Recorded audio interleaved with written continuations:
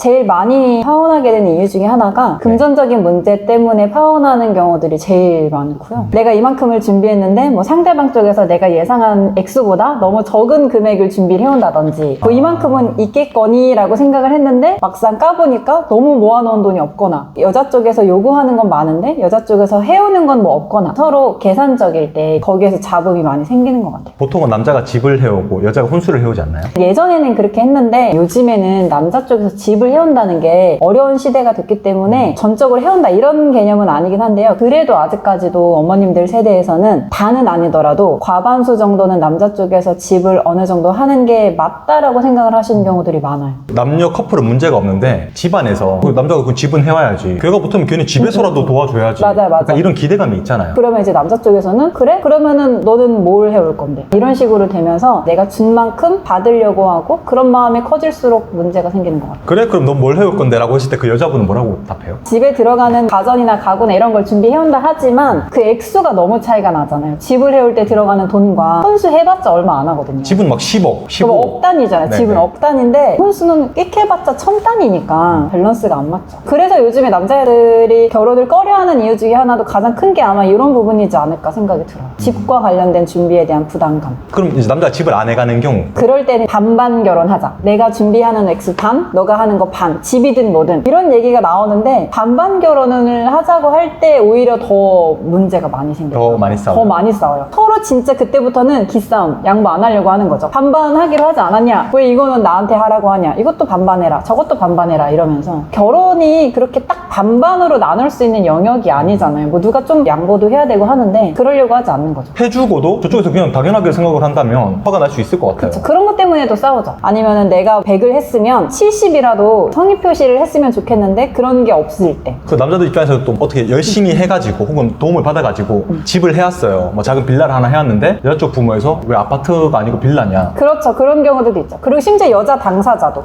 나는 빌라는 싫다 라든지 그래도 아파트여야지 라든지. 그래서 조금 더 무리를 해가지고 이제 아파트를 해갔어요. 왜 매매가 아니고 전세냐. 그럼 결혼 못하죠. 근데 이제 더 무리를 했어.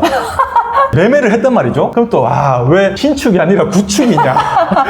결혼하려고 해요. 서로 너 집 없어도 돼. 난 너만 있으면 돼. 이렇게 시작을 해도 그 위에 부모님들이 용납이 안 되는 거예요. 그런 경우가 오히려 더 많아요. 왜냐면 여자들도 요즘 집을 뭐 사거나 뭐 서울에서 살거나 이게 어렵다는 거 알아요. 다들 그렇게까지 세상 물정을 모르진 그러니까 않으니까. 현실을 알아요. 자기가 체감하고 있기 때문에. 아는데 근데 이제 부모님 세대에서는 그게 아직까지는 집은 어느 정도 남자 쪽에서 뭐 해온대? 이런 말이 그냥 자연스럽게 나오는 거예요. 근데 그거에 대해서 여자가 너무 영향을 많이 받으면 거기서 트러블이 생기는 거죠. 부모님 세대는 사실 그렇게 생각하실 수 있거든요. 그때 당시에는 그게 가능했기 때문에 그렇게 생각하실 수 있는데 그거를 여자가 잘 커트해줘야죠. 왜냐면 결혼을 둘만 하는 게 아니기 때문에 이 양가 부모님의 의견이 안 들어갈래 안 들어갈 수는 없어요. 어느 정도는. 어쨌든 본인이 그 남자를 선택한 거니까. 그러면 나머지 가족들의 뭐 왈가왈부하는 거는 본인 여자가 스스로 어느 정도 정리를 할 수 있어야 되죠. 파혼을 많이 하는 이유 중에 세 번째 이유가 부모님의 영향권으로부터 주체적이지 못하고 정신적으로 독립하지 못한 뭐 일명 캥거루족들일 경우에 결혼이 파혼으로 이르는 경우가 많다라고 얘기를 한 적이 있었거든요. 집안이랑 우리랑 뭐 결혼 준비하는데 의견이 안 맞고 이럴 순 있는데 그거를 잘 중재할 수 있고 부모님의 의견과 나의 의견이 좀 독립해서 생각할 수 있어야 결혼까지 성사가 되는 것 같아요. 부모님 싸움이 둘의 싸움까지 이어지니까 그러다 보면 서로 지쳐서 헤어지는 경우들이 생기죠. 둘이 싸우다 보면 부모님 얘기가 나오잖아요. 또 내 부모는 욕하는 것 같거든요. 그러니까 서로 막 지금 우리 엄마 욕하는 거야? 이러면서 왜들 결혼 준비할 때 다들 효자, 효녀가 갑자기 되는지 모르겠어. 부모 눈에 다 예뻐 보이고 맞아. 다 잘생기고 내 자식 최고긴 한데 결혼 시장에서는 좀 똑바로 봐야 되거든요. 맞아요. 근데 사실은. 그게 네네. 쉽지 않죠. 고슴도치니까. 고슴도치도 자기 새끼는 예뻐 보이니까 객관화가 쉽지가 않아요. 근데 그런 경우 많이 보셨나요? 많이 보죠. 많이 보죠. 제일 기억나는 커플 중에 한 팀이 결혼할 때 남자 쪽 부모님이 엄청 반대하셨던 경우가 있어요. 1년 정도 반대하셨어요. 왜 반대한 거예요? 집안이 차이가 난다고. 남자 쪽 집안이 경제적으로 괜찮았거든요. 여자 쪽이 좀 상대적으로 기우기는 했어요. 그것 때문에 내 아들이 아깝다. 또 이런 것도 있잖아요. 남자건 여자건 내 자식을 잘 키운 그 보상 심리가 내 아들의 여자친구한테 가는 경우, 내 딸의 남자친구한테 가는 경우도 있잖아요. 그래서 반대하는 것도 있죠. 그래서 이제 그 보상 심리를 예비 며느리, 예비 사위로부터 충족받고 싶은 거죠. 그렇게 어렵게 결혼을 했잖아요. 왜 이렇게 이혼을 많이 하지?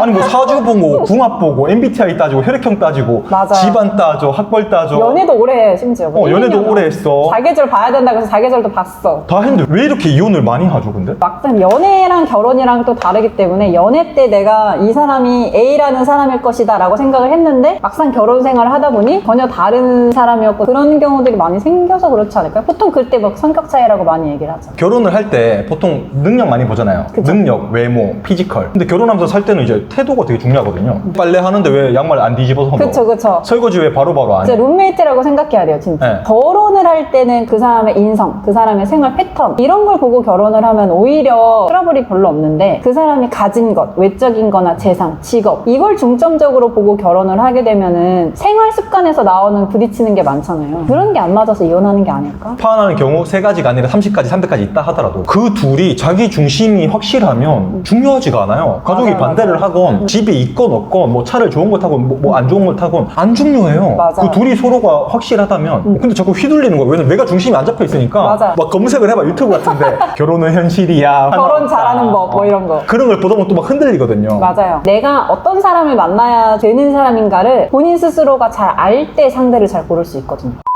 그러면 결혼을 잘하는 커플들은 어떤 게 달라요? 환상의 복식조라고 제가 표현을 하는데 내가 중심 잘 잡고 우리가 서로 협의한 거에 대해서 주체적으로 끌어가면 돼 라는 요 코드가 서로 잘 맞는 거예요. 주위에서 아무리 우리를 흔들고 지인들이 흔들어도 흔들리지 않을 약간 그런 뚝심과 가치관이 잘 맞는 환상의 복식조는 자기네들이 다 알아서 방어하고 쳐내거든요. 그럴 때 결혼 잘해요. 그 요즘에 또 막 SNS가 워낙 활발하니까 더 비교를 많이 하게 되잖아요. 여자들 같은 경우에 조금 나보다 못생겨 못났어. 근데 막 남자가 너무 괜찮아 막 건실해. 그럼 걔보다는 괜찮은 남자를 만나기 원하잖아요, 사실은. 그렇죠. 네. 쟤도 저런 남자를 만나는데 내가 쟤보다 난데 쟤가 저런 남자를 만나? 그럼 난 더 좋은 남자를 만나야지 라는 비교가 생기죠. 약간 비슷한 환경의 남녀가 결혼을 하면은 더 매끄러운 것 같아요. 왜냐면 한쪽이 너무 잘나고 한쪽이 또 너무 기울면은 살면서도 둘 사이에도 트러블이 생겨요. 부모님 때문이 아니더라도. 남자가 많이 벌어왔어. 근데 여자네 집에 도움을 많이 경제적으로 줘야 돼요. 그게 계속 반복되다 보면은 결국에는 둘 사이에도 트러블이 생길 수 있거든요. 남자가 결혼을 주도적으로 리드하는 경우에 결혼이 좀 매끄러운 것 같아요. 남자들은 자기가 좋아하고 관심 있고 하고 싶어야지 적극적으로 뭔가 그 텐션을 유지해서 하지 남이 하자고 해서 하는 거는 끝까지 그 텐션이나 열정을 유지하기가 쉽지가 않은 것 같아요. 그래야지 진행도 착착착 매끄럽게 잘 되는 것 같아요. 별 트러블 없이. 반지도 요새 보면 뭐 프로포즈 맨날 뭐 시그니엘에서 1300 이상 되는 하늘 클래식과 티파니 다이아 68 프롱 세팅 이렇게 받아야 된다는 그 이거 외신에도 이거 맞아, 기사가 났어요. 기사로 예, 예. 났잖아. 한국의 프로포즈 문화 이러면서. 맞아요. 그거 남자들한테 진짜 부담이 많이 돼요, 사실. 근데 저는 그게 네. SNS 때문에 생긴 현상 중에 하나라고 생각을 해요. 마치 그런 걸 보면은 와 요즘에 프로포즈 할 때 다 이렇게 해야 되는구나 이렇게 안 하면 안 되는구나 이런 생각이 들잖아요. 무조건 그렇게 해야 되거나 다 그렇게 하는 건 아닌데 그게 다 SNS에 자랑하려고 그러는 거거든요. 그런 걸 보다 보면 남들은 다 이렇게 하는 것 같거든. 그러니까 그런 걸 더 여자들이 요구하게 되는 것 같고 계속 끊임없이 막 비교를 하는 거죠. 이렇게 비교하기 시작하면 끝이 없어요. 그러니까 내 친구는 시그니엘 가서 티파니 68 프롱 막 600만 원, 700만 원짜리 다이아몬드 받았어요. 나는 종로 금방에서 막 14K 막 금바지 이렇게 받았어요. 근데 그게 상관이 없거든요, 사실. 그 사람이 뭘 없죠. 받든. 그럼요. 근데 우리는 벌써 인스타로 이런 거 다 확인을 했어. 기준치가 생기는 거죠. 네. 그래서 저는 진짜 인스타나 SNS, 뭐 커뮤니티, 카페 이런 게 결혼 문화든 뭐든 다 망쳐놨다고 생각해요. 누구랑 비교해서 나도 이렇게 하고 싶어 이런 여자는 저는 좀 별론 것 같아요. 현장에서도 그런 걸 많이 느낄 때가 있나요? 많이 느끼죠. 많아요? 많죠. 진짜 망조가 들었다. 저는 그래서 웨딩 상담을 진행을 하잖아요. 그럴 때 그런 모습을 보이는 여자나 이런 걸 보면 진짜 뭐 말은 못하지만 속으로 와, 이 남자 좀 앞으로 피곤하겠다, 힘들겠다, 이 팔자다 라고 생각을 하는데 쉽지 않겠다라는 게 보여요. 보통 그렇게 보면 여자가 조금 화려하고 예쁘지 않나요? 화려하고 예뻐요. 화려하고 예쁘면 그런 성향이 더 많고요. 근데 화려하고 예쁘지 않아도 그런 여자들 많아요. 외모랑 상관없는 것 같아요. 근데 보통 좀 화려하고 예쁜 여자들 옆에 그거와 비슷한 게 화려한 남자가 같이 세트로 묶이거든요. 그러면 이제 서로 허세가 하늘을 찔러.